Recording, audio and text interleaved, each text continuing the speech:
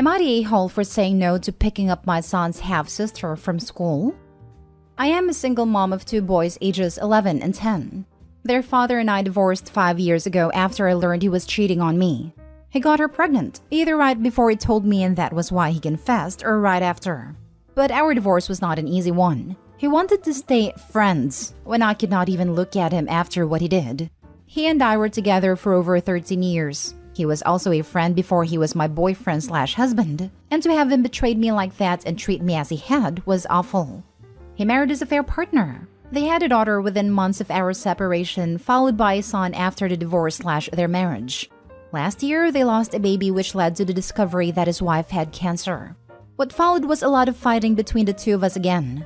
He wanted me to help him and his wife out. He said their children, who are currently 5 and 3, needed family beyond just him and his wife. His own family disowned him for our divorce as they were extremely religious and she has no family. I told him it would be over my dead body I would help him. He argued that it was for the children, and if not for his kids with her, then for our boys, who could see their family heal and be one. I told him he stopped any chance of that happening when he cheated on me. What I did not expect was for him to tell his daughter's school to call me when she got sick. He was at work at a time and couldn't leave apparently because he had already missed a lot of work due to his wife, and she was home recovering from chemo. I got a call, was asked if I would pick her up, and I said no. Several hours later, I got reamed on the phone by him for leaving a sick child at school when I knew they had nobody. This is when he told me how he couldn't leave and how his wife was resting. I told him the babysitter for his son should have been called over me. He told me he was in daycare and that I should be ashamed because she was a sick child who was going through a lot, and I could have helped. He told me he hoped our sons are going to be ashamed of me. They aren't, and I argued back with him over the phone at a time. But I guess part of me does feel bad for the child. My sons also sensed an atmosphere while they were with their dad after the incident when they talked about me, and I hate that for them. Am I the a-hole? Now for the top comments. Not the a-hole. He has the nerve to try to manipulate you after cheating? Those aren't your kids and not your problem. I also feel bad for the girl, but it's his mess to solve. Give an inch, he'll take a mile. Say no now to prevent future problems. That is my concern. I do not want to be part of those 2 children's lives in any big way. And if I say yes to one thing, then it gets harder to say no again. And that establishes more of a relationship than I ever want with them. Your ex is trying to use your basic decency to manipulate you. No responsible parent puts down an emergency contact without getting confirmation by the contact. This is all on him. As sad and unfortunate a situation as it is for his children, you have the right to refuse to be their carer. He put his daughter in this position, not you. He is to blame for any discomfort she may have experienced. Not the a-hole. Not the a-hole. He is lining you up to be a mom to their kids after his wife dies. His behavior is disgusting. Stick to your guns. Oh yes, just wait until he wants you to take all the kids during your custody time. Draw a firm line in the sand now. Yes, this. There was a post on here of a man that cheated on his wife, divorced her, and when the affair partner and mother of his other child died, he insisted on a poster, his ex-wife, let the daughter call her mom. He even sent that OP videos of the little girl crying for her mommy. Not the a-hole. What kind of fool lists his ex-wife as emergency contact for his affair child? The audacity of him to get mad at you. The only children of his you need to care for are the ones you share with him. Do not let him tell you otherwise. Too bad he tanked his own life, but that's not your problem at all. If he can't handle the situation he got himself into, he needs to figure out a way to get himself through it. You're not responsible for his mistakes. While it's unfortunate his wife has cancer, you're still not obligated to help him at all with anything, except as related to your children. He can apologize and make amends with family or go out and make friends and get support that way. It's not your job. The type of a-hole who assumes that once the affair partner, current wife, passes or is placed in some form of care, expects his ex to take him back and go back to playing happy family. He's basically trying to get OP lined up as the new mommy to his kids with his affair partner once the affair partner is no longer in the picture. Next story. Am I the a-hole for telling my mom and sister to pay our bills if they agree my wife should be able to be a stay-at-home? My 28 male, wife 31 female, has recently started to express interest in being a stay-at-home wife to prep for being a stay-at-home mom. We don't have kids and haven't been trying. And before getting married, we talked about kids and work/home arrangement. And we agreed that we'd both work prior to and once we had kids, and agreed we'd take turns with the stay-at-home portion for the first year or two after potential kids were born, then both back to work. Now she wants to do away with that. It wants to be a stay-at-home wife until we have kids and then be a stay-at-home mom. I never want that. I never wanted that. And I made that clear from the start when we got serious. I enjoy my job a lot, but my salary can't sustain a family. And I don't want to go back to school and change careers like she wants me to make it happen. I don't want to take up a second job either, knowing I'd still be doing half the housework and childcare. Not that that's a bad thing. Whereas both my mom and her parents are local, she'd have plenty of help during the day and able to get downtime. We had dinner at my mother's a couple days ago with my sister and her kids. While we were there, my wife goes, "Your son's being mean. He won't let me be a stay-at-home mom." First, my family took this as she's pregnant and got excited. So I had to tell them that wasn't it, that she just wants to be a stay-at-home. It turned into this 3-on-1 conversation about how I should let her stay at home if that's what she really wants, and I should be taking care of her and finding a way to make this happen for her. Finally, I go, "Would you two help her with the house whenever she needs it?" Of course. That's what family's for, especially when you start having kids will help. Cool. Keep that same energy and help me pay all our bills and every other expense to upkeep our current quality of life, if you feel so strongly that she should get to stay home.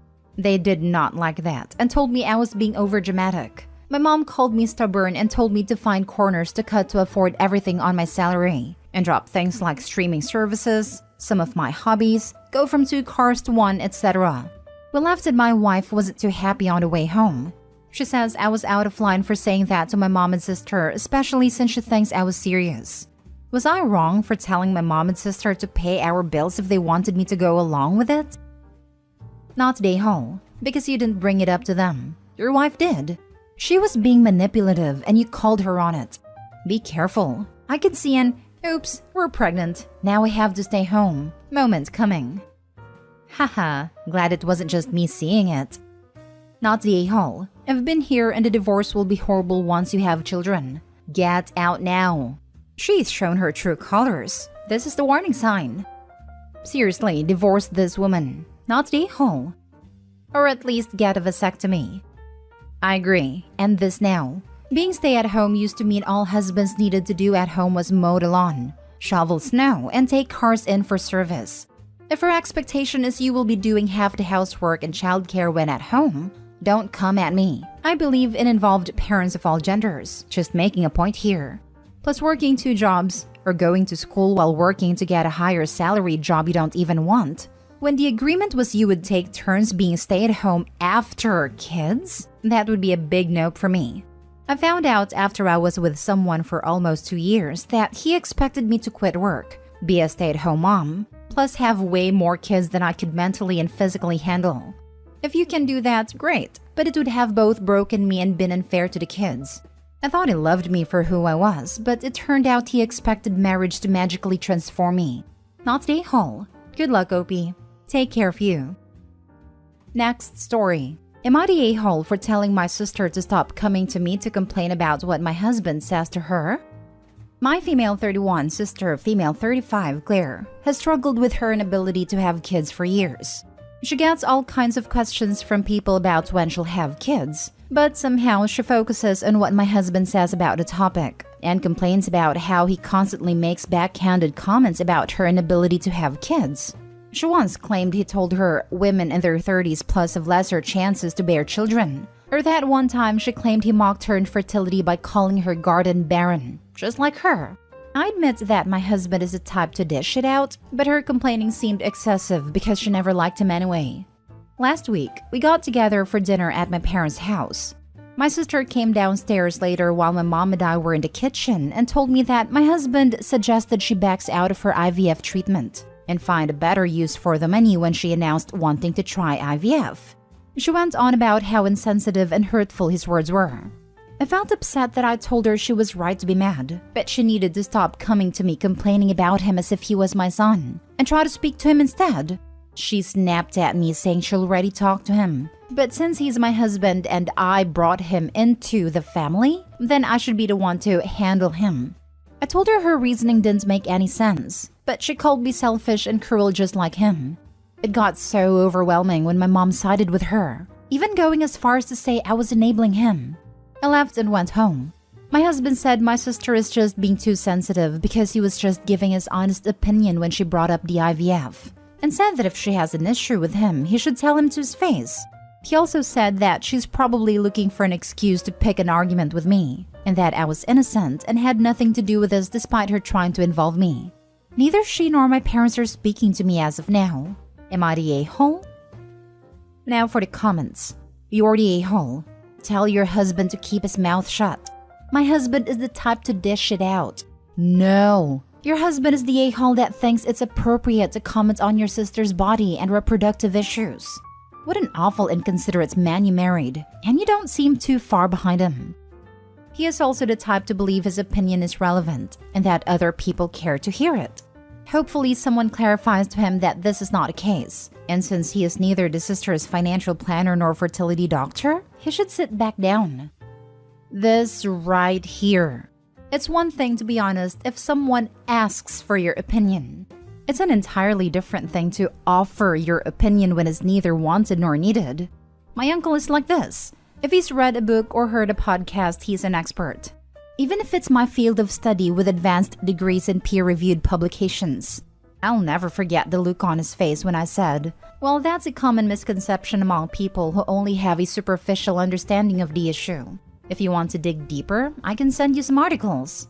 My father kept it together but then left all the way home in the car because it had been years since someone stunned his younger brother like that.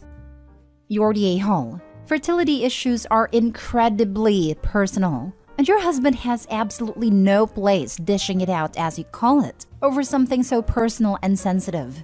And yes, she is sensitive. It's a sensitive topic, and you should be absolutely ashamed of your husband's abhorrent behavior. He is being a cruel, vindictive bully who needs to learn that every little thought that passes through his boy brain doesn't need to come out of his mouth.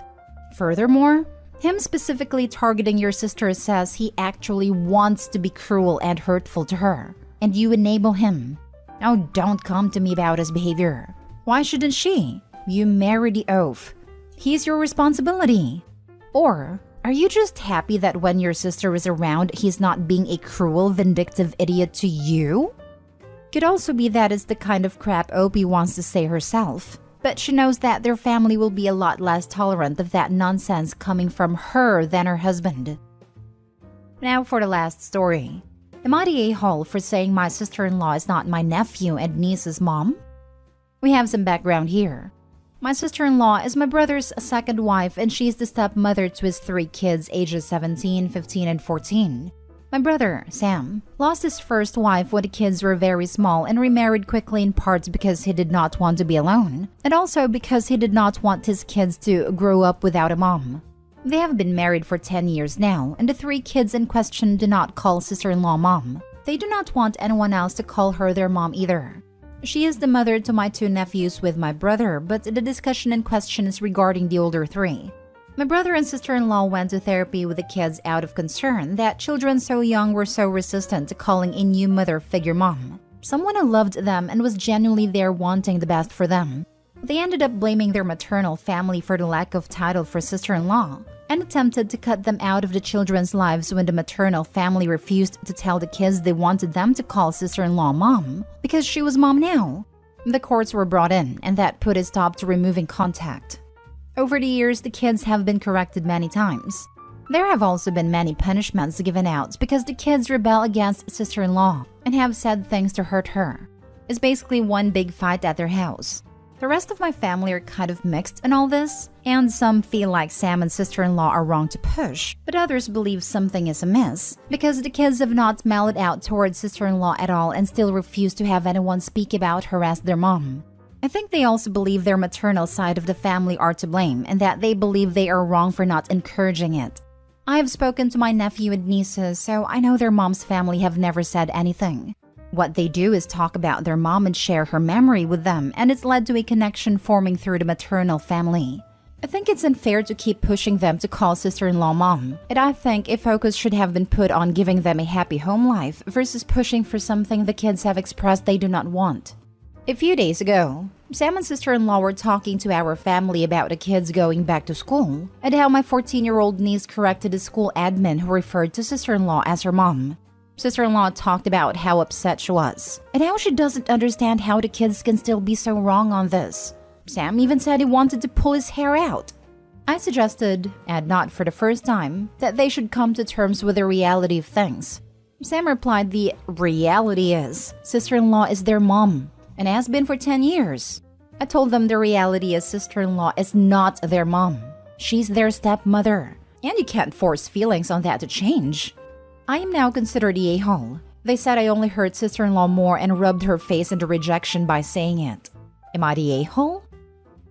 I read stories like this and think, how do these people not realize that by focusing on the title and trying to force a relationship which erases the deceased parent, they are nuking any chance of forming a good, loving step-parent relationship? Not the a-hole. I'm glad that these kids have someone on their dad's side of the family who understands. Your brother and his wife may be surprised in a few years when you have a better relationship with these 3 young adults than they do.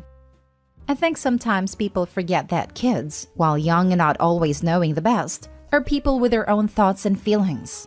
Sometimes people see kids as people who can be totally molded, including their own feelings, but just like adults, those can be hard to develop towards certain people for a variety of reasons. And trying to force something before they're ready will cause them to dig in their heels, much as it would for an adult.